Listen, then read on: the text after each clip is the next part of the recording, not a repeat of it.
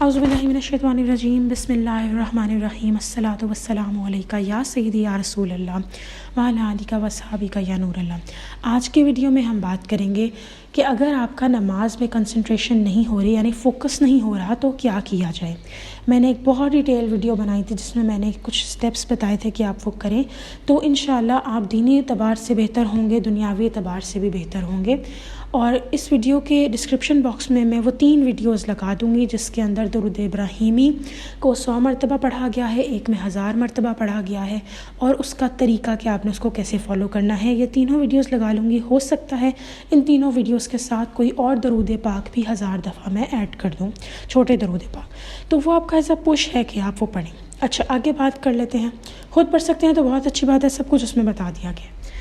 اچھا، تو اب نماز کے بارے میں سب سے پہلے میں نے کہا کہ آپ نے درود ابراہیمی اپنی زندگی میں ایڈ کرنا ہے۔ میں نے 30 دن کا چیلنج کہا تھا آپ لوگوں کو کہ وہ آپ لیں، اور پھر آٹومیٹکلی آپ کی ہر چیز میں سکون آنے لگ جائے گا، نماز بھی اچھی ہوتی چلی جائے گی۔ اچھا، ایک میں نے بہت اچھی بات ثنا خان سے سیکھی، وہ ماشاءاللہ بہت اللہ تعالیٰ ان کو نظر بد سے بچائے، ریلیجن کو بہت اچھا فالو کر رہی ہیں، اور انہوں نے کہا کہ نماز میں ہم کیوں فوکس نہیں کر پاتے، اور پھر میں نے یہ چیز امپلیمنٹ کر کے دیکھی اور مجھے ریئلائز ہوا کہ ہاں یہی بات ہے۔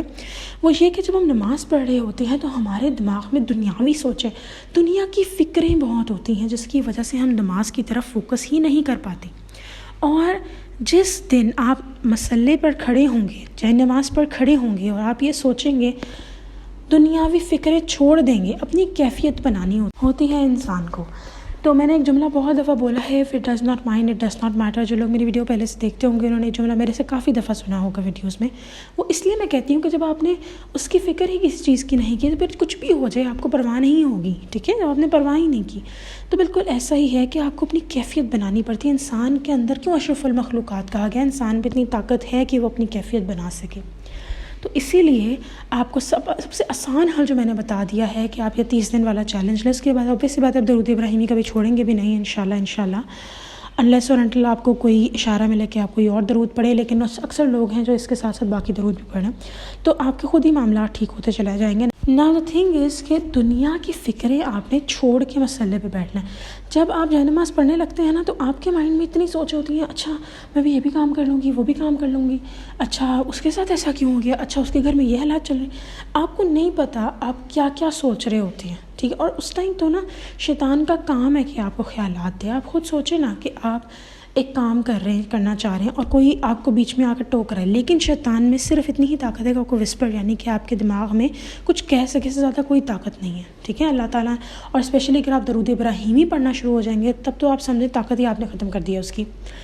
تو بسم اللہ الرحمن الرحیم، اعوذ باللہ من الشیطان الرجیم، بسم اللہ الرحمن الرحیم پڑھیں، پھر نماز شروع کریں آپ، اور اپنی نماز میں آپ نے فوکس کرنا ہے نماز میں۔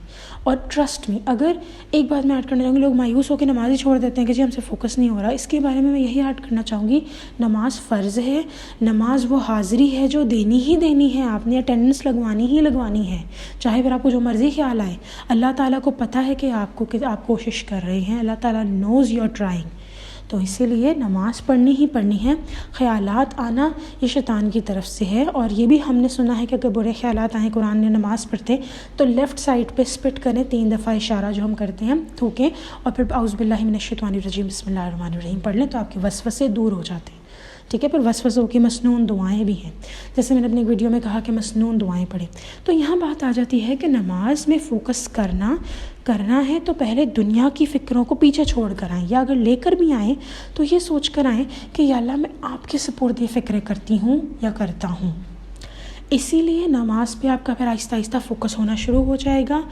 اینڈ ٹرسٹ می، آپ نے پریشان نہیں ہونا، مجھ سمیت ہر انسان کو نماز میں سوچیں آتی ہیں، بس کوشش آپ نے یہی کرنی ہے کہ ہم اپنی سوچوں کو دور کر سکیں۔ اب یہ بھی نہیں کرنا اچھا یار سوچیں تو آتی ہیں کامن ہے، چلو جیسے میں پہلے بھی کہہ چکی ہوں، سوچیں تو آتی ہیں کامن ہے، چلو جی سوچوں کے ساتھ نماز پڑھ لو۔ نو، کوشش آپ نے کرنی ہے کہ نماز ہم اچھے طریقے سے پڑھیں۔ پھر ایک اور طریقہ جو ہے نماز میں فوکس کرنے کا وہ یہ ہے کہ آپ ترجمہ یاد کر لیں نماز کا۔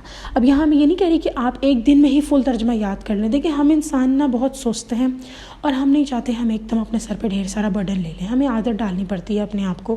تو اگر آپ ایک دن میں اگر آپ چاہتے ہیں کہ آپ نماز کا پورا ترجمہ یاد اکٹھے کر لیں بہت اچھی بات ہے, نہیں تو ایک صبح ثنا آپ پڑھتے ہیں اس سے شروع کر لیں, تعوذ سے شروع کر لیں, کچھ چیزوں کا آپ ترجمہ کرنا شروع کر دیں, یاد کرنا شروع کر دیں, اور پھر انشاءاللہ آپ کی نماز بہتر ہو جائے گی. آپ پھر اس ترجمے پہ فوکس کریں, ٹھیک ہے. تو اس طریقے سے آپ فوکس کر سکتے ہیں. انشاءاللہ تعالیٰ میں نیکسٹ ویڈیو میں پھر حاضر ہوں گی. تب تک کے لیے اللہ حافظ. اور پلیز وہ چیلنج ایکسیپٹ کر لیں درود ابراہیمی کا, آپ خود اپنی لائف میں چینج دیکھیں گے. اللہ حافظ.